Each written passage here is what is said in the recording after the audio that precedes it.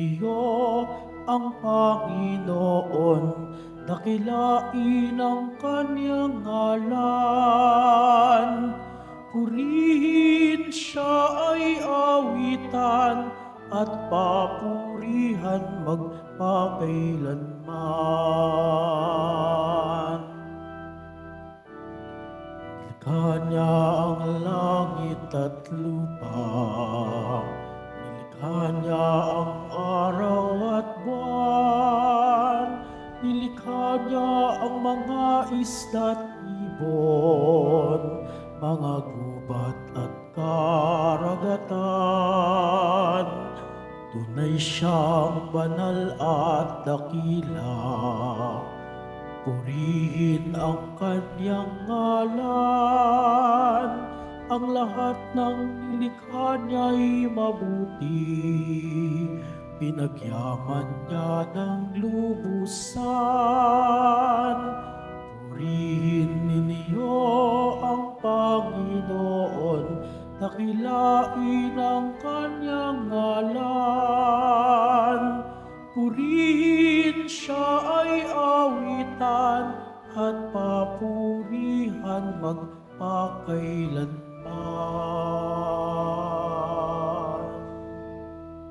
Sa ngalan ng Ama at ng Anak at ng Espiritu Santo, Amen. sumainyo ang Panginoon. At sumayo rin. Mga kapatid kay Kristo at mga kadiboto, tayo po ngayon ay nasa ika-33 linggo sa karaniwang panahon. Tayo pong lahat ay muling tinipon ng ating Nuestro Padre, Jesus Nazareno, bilang kaanib ng angka ng Diyos. Tinipon niya ang bawat isa sa atin sapagkat mahal niya tayo. Kaya dumulog po tayo sa ating maawaing Panginoon na nagpapatawad ng lubos. Inaamin ko sa makapangyarihang Diyos At sa inyong mga kapatid, na lubha akong nagkasala sa isip, sa salita, sa gawa, at sa aking pagkukulang.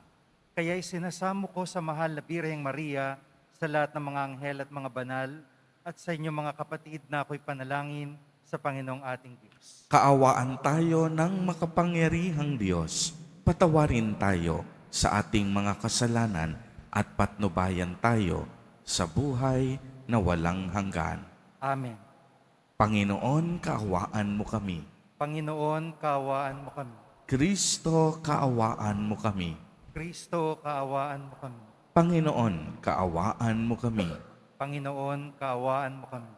Gloria in excelsis Deo.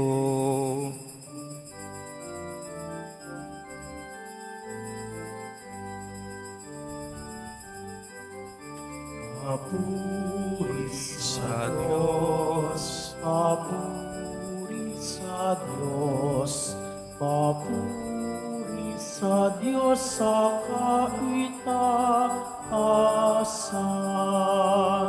at sa lupa'y kapayapaan, at sa lupa'y kapayapaan sa mga taong pinalulugdan niya. Pinupuri ka namin, dinarangal ka namin, sinasamba ka namin, ipinagbubuni ka namin, pinasasalamatan ka namin, dahil sa dakila mo ang kapurihan. Panginoong Diyos, Hari ng langit, Diyos amang makapangyarihan sa lahat, Panginoong Jesucristo, buktong na anak, Panginoong Diyos, Kordero ng Diyos, anak ng Ama. Ikaw na nag-aalis ng kasalanan ng sanlibutan.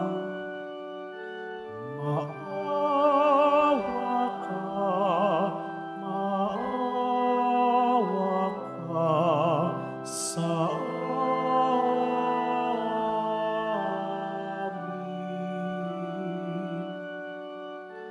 Ikaw na nag-aalis ng mga kasalanan ng sanlibutan. Tanggapin mo ang aming kahilingan. Tanggapin mo ang aming kahilingan. Ikaw na naluluklok sa kanan ng Ama, maawa ka sa amin, sapagkat ikaw lamang ang banal at ang kataas-taasan. Ikaw lamang, O Jesucristo, ang Panginoon, kasama ng Espiritu Santo sa kadakilaan ng Diyos Ama. Amen. Ng Diyos Ama. Amen. Papuri sa Diyos. Papuri sa Diyos.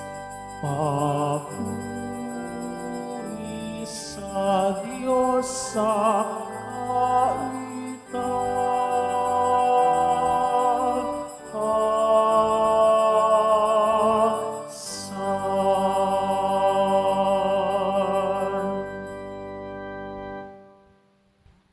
Manalangin tayo. Ama naming makapangyarihan, ipagkaloob mong lagi naming ikaligayang ikaw ay paglingkuran, sapagkat walang maliw at walang kahalulilip ang kasiyahan kapag sumasamba kami sa iyong kapangyarihang nagpapairal sa tanang sanlibutan, sa pamamagitan ni Jesucristo, kasama ng Espiritu Santo, magpa sa walang hanggan. Amen. Magsiupo muna po ang lahat. Pagbasa mula sa aklat ni Propeta Daniel.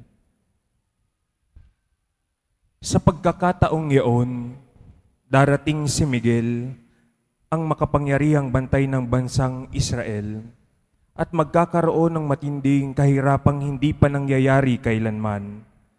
Ngunit maliligtas ang mga kababayan mong ang pangalan ay nakasulat sa aklat ng Diyos. Mabubuhay ang marami sa mga namatay sa lahat ng panig ng daigdig. Ang iba'y sa buhay na walang hanggan, at ang iba'y sa kaparusahang walang hanggan. At yaong may pagkaunawa at umakay sa marami tungo sa kabutihan, ay magniningning na parang tala sa kalangitan, magpakailanman. Ang salita ng Diyos. Salamat sa Diyos. Diyos ko, ang aking dalangi, ako'y iyong tangkilikin. Diyos ko, ang aking dalangi, ako'y iyong tangkilikin. Ikaw lamang, Panginoon, ng lahat sa aking buhay. Ako'y iyong tinutugon sa lahat kong kailangan. Ang biyayang kaloob mo ay kahangahangang tunay. Nababatid ko na ika'y kasama ko oras-oras. Sa piling mo, kailan may hindi ako matitinag. Diyos ko, ang aking dalangi, ako'y iyong tangkilikin. Kaya't ako'y nagdiriwang, ang diwa ko'y nagagalak. Ang lagi kong nadaramay, hindi ako matitinag. Pagkat di mo tutulutan, ang mahal mo ay malagak sa balon ng mga patay, upang doon ay maagnas. Diyos ko, ang aking dalangi, ako'y iyong tangkilikin. Ituturo mo ang landas na buhay, ang hahantungan. Sa piling mo'y madarama ang lubos na kagalakan. Ang tulong mo'y nagdudulot ng ligayang walang hanggan. Diyos ko, ang aking dalangi, ako'y iyong tangkilikin.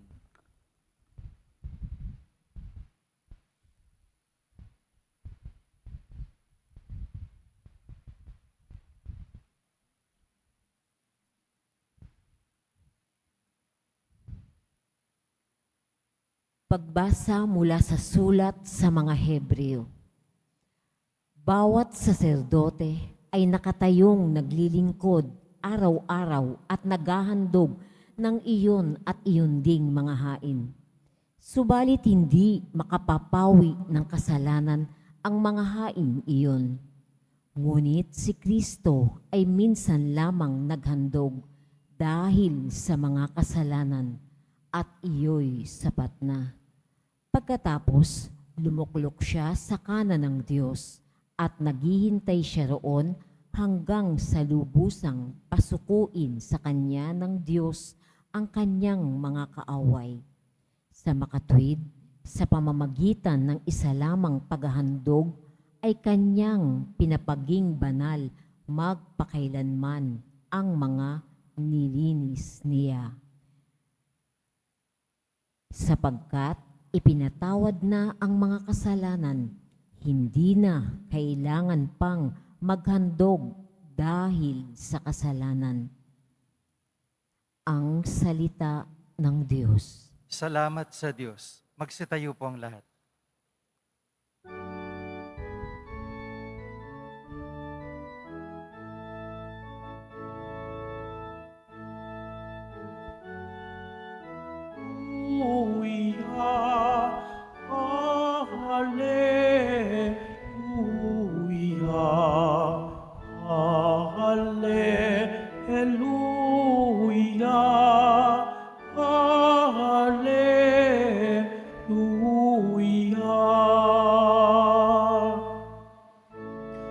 Manalangin walang humpay, samantalang hinihintay si Jesus na poong mahal. Hallelujah, Hallelujah. Hallelujah,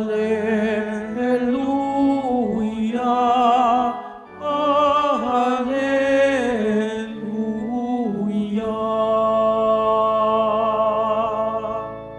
Sumainyo ang Panginoon. At sumayo rin. Ang mabuting balita ng Panginoon ayon kay San Marcos. Papuri sa iyo, Panginoon. Noong panahong iyon, sinabi ni Jesus sa kaniyang mga alagad, sa mga araw na iyon, pagkatapos ng mga napakalaking kapighatian, magdidilim ang araw, hindi magliliwanag ang buwan, malalaglag mula sa langit ang mga bituin, at mayayanig ang mga kapangyarihan sa kalawakan, at makikita ang anak ng tao na nasa alapaap, dumarating na may malaking kapangyarihan at malaking karangalan. Susuguin niya ang kaniyang mga anghel sa apat na panig ng daigdig at titipunin nila ang mga hinirang ng Diyos mula sa lahat ng dako. Unawain ninyo ang aral mula sa puno ng igos. Kapag sumisipot na ang mga dahon sa sanga nito, alam ninyong malapit na ang tag-araw.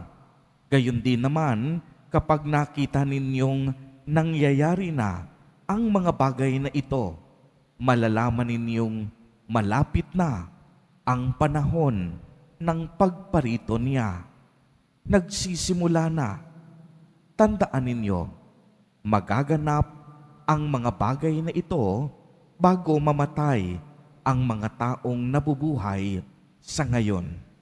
Mawawala ang langit at ang lupa, ngunit ang mga salita ko'y hindi magkakabula.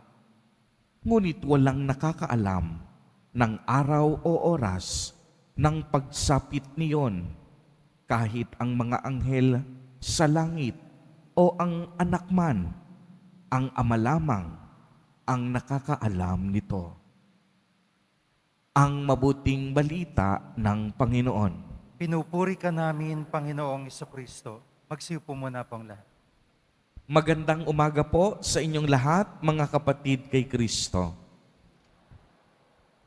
Sa lahat po ng ating mga taga-subaybay sa iba't ibang online platforms at sa lahat ng ating mga kadiboto sa iba't ibang panig ng Pilipinas at maging sa buong mundo kung saan tayo ay naaabot ngayon ng ating live streaming. Mapayapang umaga din po sa inyong lahat. Purihin at dakilain natin ang ating Panginoon, ang mahal na poong Jesus Nazareno. Mga kapatid kay Kristo at mga kadiboto, malugod po namin kayong tinatanggap sa Basilica Minor at Pambansang Dambana ni Jesus Nazareno.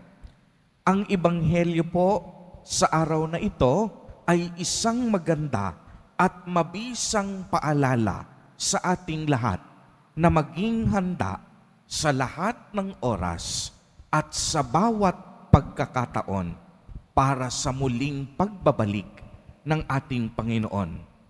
Bakit po tayo nararapat maging handa? Sapagkat hindi natin alam ang eksaktong oras at araw ng kanyang muling pagbabalik. Kung inyo pong napakinggan ang ating ebanghelyo, tila baga nakakatakot ang mga pahayag ni Jesus Nazareno. Sinabi niya, sa mga araw na iyon, pagkatapos ng napakalaking kapighatian, magdidilim ang araw, hindi magliliwanag ang buwan, malalaglag mula sa langit ang mga bituin at mayayanig ang kapangyarihan sa kalawakan. At ang babala pa ni Jesus Nazareno, walang nakakaalam ng araw o oras ng pagsapit niyon, kahit ang mga anghel o anak man, ang Ama lamang ang tanging nakakaalam ng araw. Tinutukoy po dito ni Jesus Nazareno ang katapusan ng mundo. Ibig sabihin, ang lahat ng bagay ay may katapusan din. Nangangahulugan din na ang ating paghihirap, ang ating pagpapagal sa buhay ay mayroong hangganan din. Totoong magaganap ang muling pagdating ng Panginoon. Muli siyang magbabalik, hindi upang takutin tayo, hindi upang parusahan tayo. Ang pagbabalik ng Panginoon ay upang ihatid ang katarungan, kapayapaan at kaligtasan sa ating mundo. Uulitin ko po, kadalasan kapag muling pagbabalik ng Panginoon ang pinag-uusapan, kapag yung naririnig nating second coming o parousia, kalimitan, halos lahat sa atin natatakot. Pero ang mabuting balita ng Panginoon, tinuturuan tayo na huwag magamba, sapagkat ang pagbabalik muli ni Jesus Nazareno ay hindi upang takutin tayo, hindi upang parusahan tayo, kung hindi upang ibalik niyang muli ang nawalang katarungan at kapayapaan sa mundo.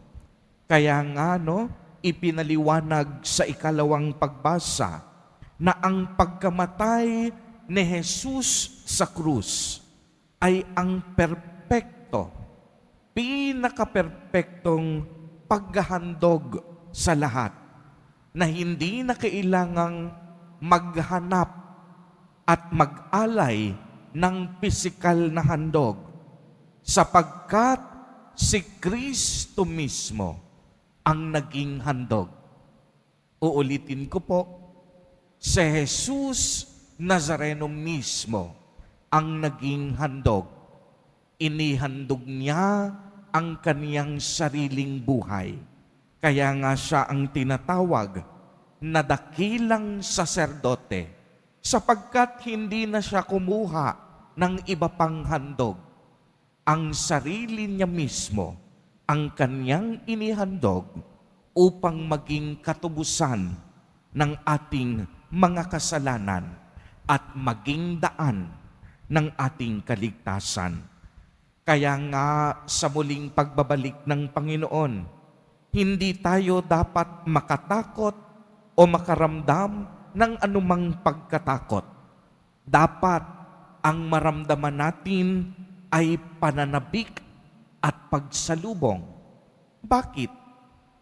Sapagkat napagtagumpayan na ni Jesus Nazareno ang kamatayan at anumang uri ng kasalanan. Kaya nga, ang sinumang may pananampalataya sa Kanya, ang regalo o gantimpala ay buhay na walang hanggan sa Kanyang muling pagbabalik. Mga kapatid kay Kristo at mga kadeboto, magandang ipaalala sa atin na ang bawat nating kilos, ang bawat nating paggawa ngayon sa kasalukuyan ay may epekto sa kabilang buhay at sa muling pagdating ni Jesus. Kung tayo po ay palagawa ng masama, hindi tayo magiging karapat-dapat sa Kaniyang muling pagbabalik. Kung tayo naman ay nagmamahal at patuloy na gumagawa ng mabuti, makakaasa tayo na tayo'y magiging tagapagmana ng Kaniyang kaharian. Lagi po nating tatandaan na ang buhay natin hiram sa Diyos. Ang buhay natin kaloob ng Diyos. Ito ay galing sa Kanya. Kaya nga ang buhay natin may katapusan din at tayo ay magbabalik muli sa ating Panginoon. Tayong lahat naglalakbay patungo sa Kanya. Panandalian lamang po ang buhay natin dito sa lupa. Kaya ang tawag sa atin, tagapangalaga ng buhay. At naway habang inaalagaan natin ang ating buhay, matagpuan tayong mabuti ng Diyos sa Kanyang muling pagbabalik. At ang lahat ng ating paghahanda, nararapat mas pag-ibayuhin natin ang espiritual na paghahanda habang hinihintay natin ang ating manunubos. Tayo ay tinatawag na maging tapat at matalino sa pagsasagawa ng paghahandang ito. Ito po ang mabisang paraan upang maging karapat-dapat tayong lahat sa pagpapala ng langit at upang sa gayon ang buhay na walang hanggan ay mapasa atin kapiling ang Panginoon at ang lahat ng mga banal. Isabuhay natin ang ating pangangaral sa paggawa ng tama at mabuti. Ito po yung misyon natin bilang mga Katoliko, bilang mga Kristiyano, at bilang Kanyang anak. Sinabi niya, ang lahat ng bagay ay maglalaho, ngunit hindi ang Kaniyang salita. At ang salitang nagkatawang tao, walang iba kung hindi si Jesus Nazareno. Mga kapatid kay Kristo, maging huwaran at inspirasyon nawa natin ang ating mahal na Poong Jesus Nazareno sa ating paglilingkod at sa pagtupad ng dakilang kalooban ng Diyos Ama. Amen. Purihin at dakilain natin ang ating Panginoon, ang mahal na poong Jesus Nazareno. Tumayo po ang lahat at ating ipahayag ang ating pananampalataya. Sumasampalataya ako Sa Diyos amang makapangyarihan sa lahat na may gawa ng langit at lupa. Sumasampalataya ako kay Kristo, iisang anak ng Diyos, Panginoon nating lahat. Nagkatawang tao siya, lalang ng Espiritu Santo, ipinanganak ni Santa Mariang Birhen, pinagpakasakit ni Poncio Pilato, ipinako sa krus, namatay, inilibing, nanaog sa kinaroroonan ng mga yumao. Nang may ikatlong araw na buhay na maguli, umakyat sa langit, naluluklok sa kanan ng Diyos amang makapangyarihan sa lahat. Doon magmumulang paririto at huhukom sa nangabubuhay at nangamatay na tao. Sumasampalataya ng mga kapatid, ngayong dumalangin tayo sa dakilang Ama na tayo'y bigyan ng sapat na lakas at pag-asa upang maging handa lagi sa oras na Kaniyang itinakda. Sa bawat panalangin ang itutugon, Panginoon, dinggin mo kami. Panginoon, dinggin mo kami. Patuloy nawang gabayan ng mga lider ng simbahan ang bawat mananampalataya tungo sa tamang landasin sa kabila ng kanilang mga pagkukulang at kahinaan. Manalangin tayo. Panginoon, dinggin mo kami. Maitaguhod nawa ng mga punong bayan ng isang lipunang makalangit, makatarungan at mapagmalasakit sa pamamagitan ng kanilang tapat na paglilingkod. Manalangin tayo. Panginoon, dinggin mo kami. Paghilumin mo nawa at bigyan ng pag-asa ang mga taong nagdurusa, lalo na ang mga dukha. Bigyan mo sila ng sapat na lakas at pag-asang umaasa sa iyong walang humpay na biyaya. Manalangin tayo. Panginoon, dinggin mo kami. Salubungin nawa ng mga anghel at mga banal ang mga kapatid naming pumanaw. Manalangin tayo. Panginoon, dinggin mo kami. Sa ilang sandali ng katahimikan, itaas natin sa Diyos ang ating pangsariling kahilingan, gayon din ang mga taong lubos na nangangailangan ng ating panalangin.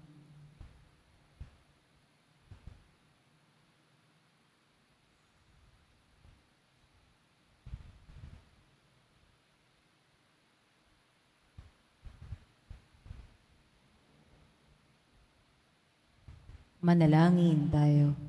Panginoon, dinggin mo kami. Isama po natin sa ating mga panalangin ang mga kapatid at kadiboto natin na nagdiriwang ng kanilang kaarawan sa araw na ito. Ang mga mag-asawang nagdiriwang ng anibersaryo ng kanilang mga kasal. Ang mga kaibigan at kamag-anak natin na may sakit at may malubhang karamdaman. Ang mga kababayan natin na nakakaranas ng matinding pagbuhos ng ulan. Gayon din ang mga pamilyang nagugutom at walang makain.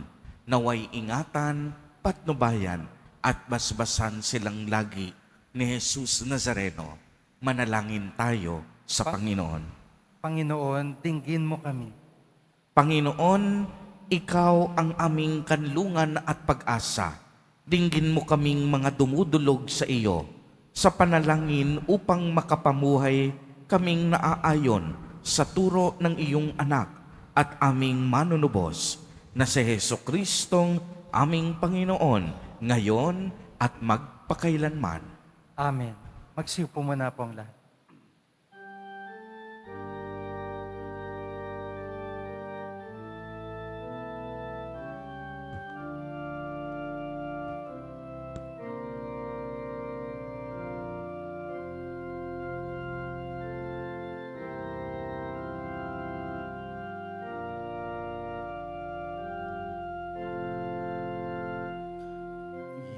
Itong tinapay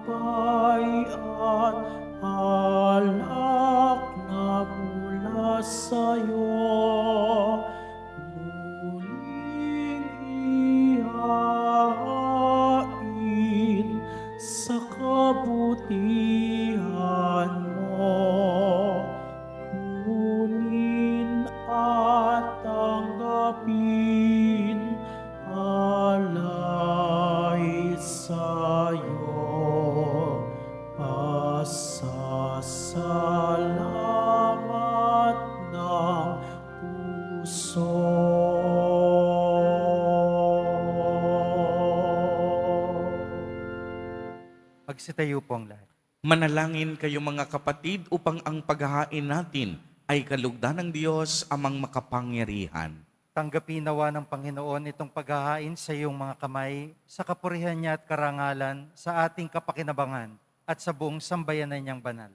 Ama naming lumikha, ipagkaloob mong ang iyong masintahing pagtingin sa aming mga alay upang ang kagandahang loob mo ay aming makamtan at ang bunga ng walang hanggang pag-iral ay aming mapakinabangan sa pamamagitan ni Hesukristo kasama ng Espiritu Santo magpa sa walang hanggan.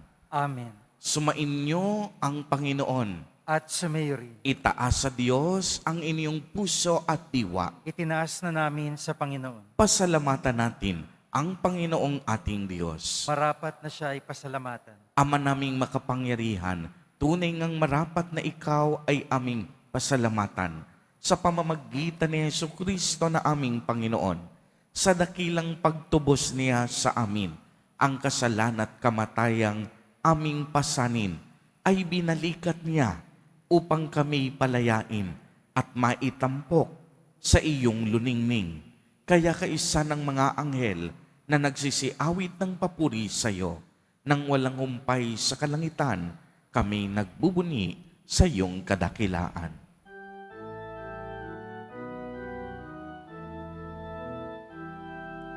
Santo, Santo, Santo, Panginoong Diyos ng mga hukbo, napupuno ang langit at lupa ng kadakilaan mo. Hosana, Hosana, Hosana sa kaitaasan.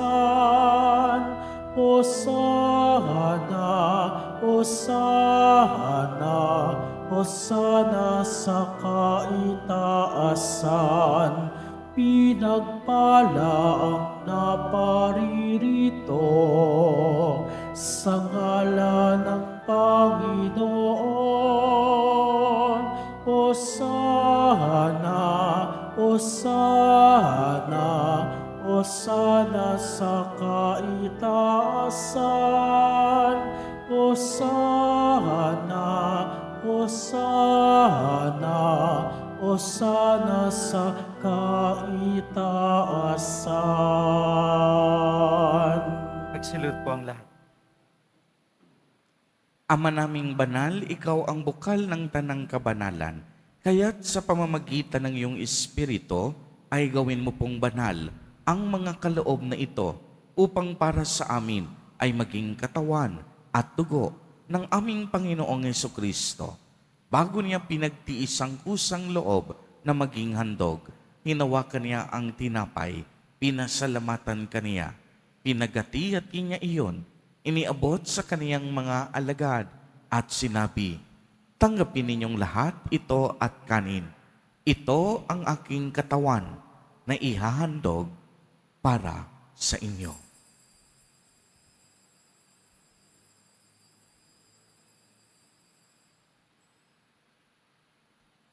Gayon din naman noong matapos ang hapunan, hinawakan niya ang kalis, muli kanyang pinasalamatan. Iniabot niya ang kalis sa kaniyang mga alagad at sinabi, "Tanggapin ninyong lahat ito at inumin.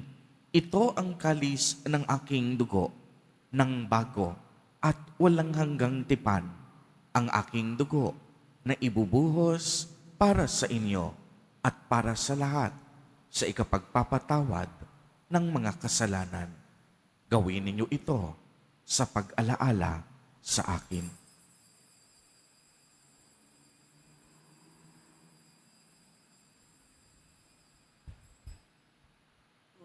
Sitayo po ang lahat.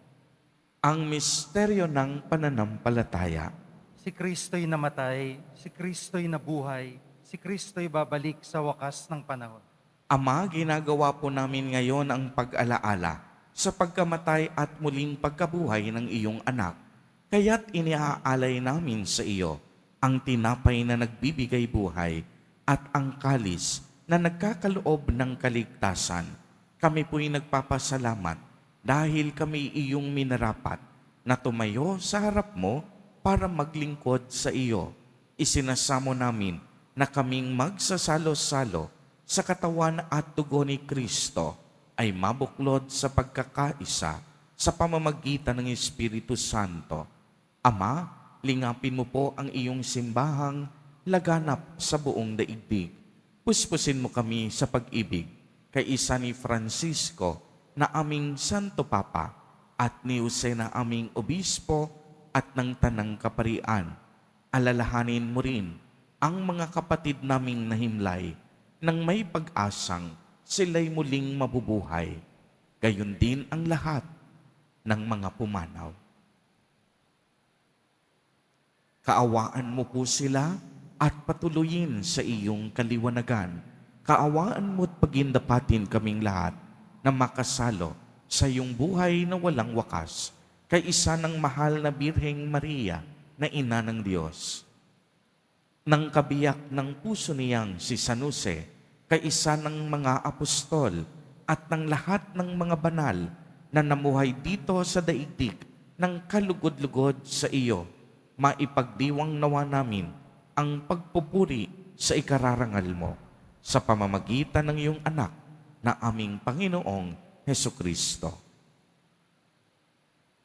Sa pamamagitan ni Kristo, kasama niya at sa Kanya, ang lahat ng parangal at papuri ay sa iyo, Diyos amang makapangyarihan, kasama ng Espiritu Santo, magpa sa walang hanggan. Amen. Amen. Amen. Amen.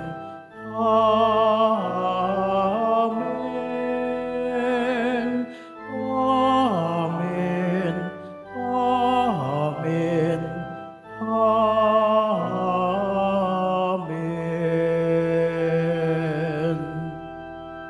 Sa tagubilin ng mga nakagagaling na utos at turo ni Jesus na Panginoon natin na Diyos, ipahayag po natin ng lakas loob.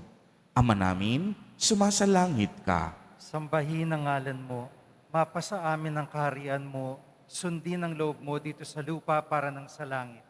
Bigyan mo kami ngayon ng aming kakanin sa araw-araw at patawarin mo kami sa aming mga sala para ng pagpapatawad namin sa nagkakasala sa amin. At huwag mo kaming ipahintulot sa tukso at ihadya mo kami sa lahat ng masama. Hinihiling po namin na kami iadya sa lahat ng masama, pagkalooban ng kapayapaan araw-araw, iligtas sa kasalanan at ilayo sa lahat ng kapahamakan, samantalang aming pinananabikan ang dakilang araw ng pagpapahayag ng tagapagligtas naming si Hesu Kristo. Sapagkat iyo ang kaharian at ang kapangyarihan at ang kapurihan magpakailanman. Amen. Panginoong Jesucristo, sinabi mo sa iyong mga apostol, kapayapaan ang iniiwan ko sa inyo, ang aking kapayapaan ang ibinibigay ko sa inyo. Tungayan mo ang aming pananampalataya at huwag ang aming mga pagkakasala. Pagkalooban mo po kami ng kapayapaan at pagkakaisa ayon sa iyong kalooban, kasama ng Espiritu Santo, magpa sa walang hanggan. Amen. Ang kapayapaan ng Panginoon ay laging sumainyo. At sa Mary. Magbigayan po tayo ng kapayapaan sa isa't isa.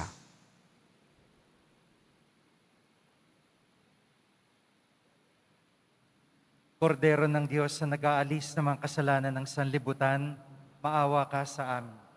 Kordero ng Diyos na nag-aalis ng mga kasalanan ng sanlibutan, maawa ka sa amin. Kordero ng Diyos na nag-aalis ng mga kasalanan ng sanlibutan, ipagkaloob mo sa amin ang kapayapaan. Magsalud po ang lahat.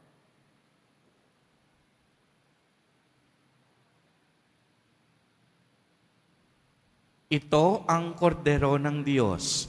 Ito ang nag-aalis ng mga kasalanan ng sanlibutan. Mapalad ang inaanyayahan sa kaniyang piging. Panginoon, hindi ako karapat-dapat na magpatuloy sa iyo.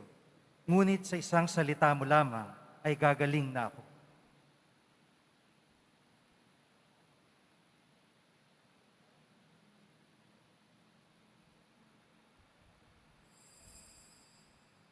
Para po sa lahat ng tatanggap ng banal na komunyon, sasagot po tayo ng Amen, pagkasabi ng pari o lay minister ng katawan ni Kristo. At isubo agad sa bibig bago mali sa harapan ng pari o lay minister. Sumunod po tayo.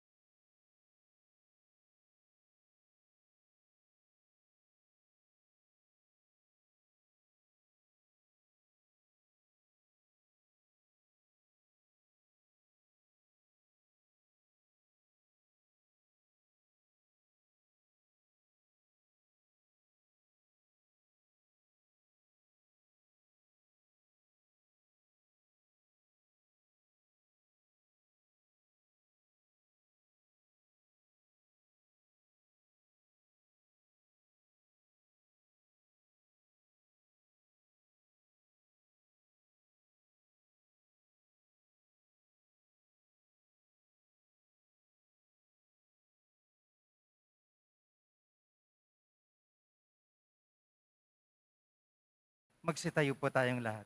Manalangin tayo. Ama naming mapagmahal, sa pinagsaluhan naming banal na pakikinabang, ang amin nawang pag-ibig ay lalong madagdagan ng ginawa namin sa pag-alala sa anak mong mahal na nag-utos ipagdiwang ang huling hapunan sa pamamagitan ni Jesucristo kasama ng Espiritu Santo magpa sa walang hanggan. Amen. Panalangin para sa mga yumao, mga kapatid, ating ipagdasal ang ating mga minamahal na yumao at ang lahat ng mga kaluluwa sa purgatorio. Panginoon naming Diyos, Ama namin, Ikaw po ang dahilan ng aming pagsilang. Sa iyo galing ang aming hiram na buhay. Buong kababaang loob po kaming nananalangin at kami nagmamakaawang kalugdan mo po ang mga kaluluwa ng mga pumanaw na sa mundong ito. Sila naway magkamit ng buhay sa iyong piling.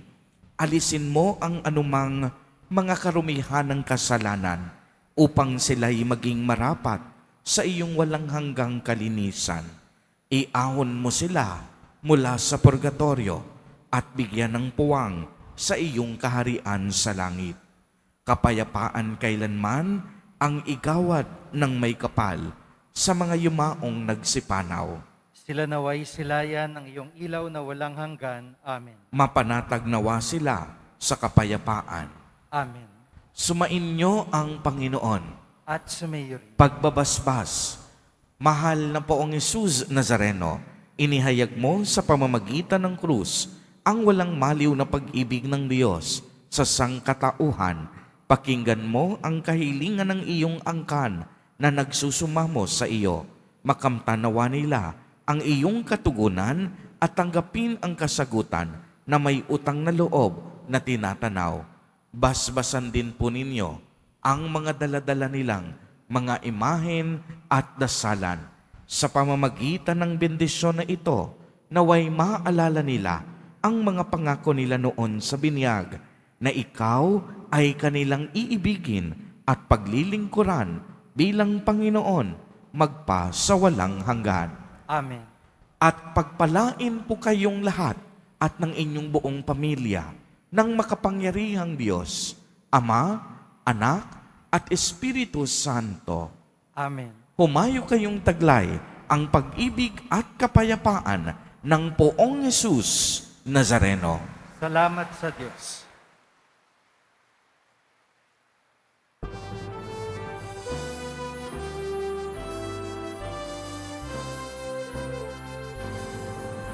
Nuestro Padre Jesús Nazareno, sinasamba ka namin. Pinipintuho ka namin,